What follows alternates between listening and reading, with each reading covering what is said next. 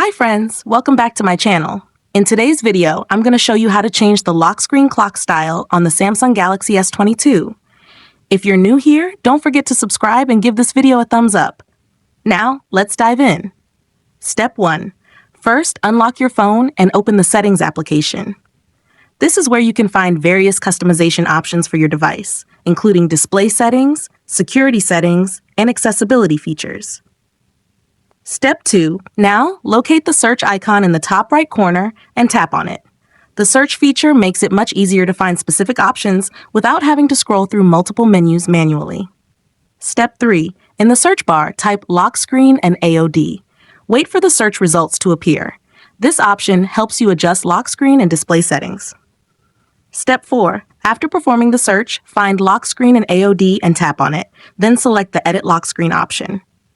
Step 5. For the last and most important step, locate the clock style and tap it.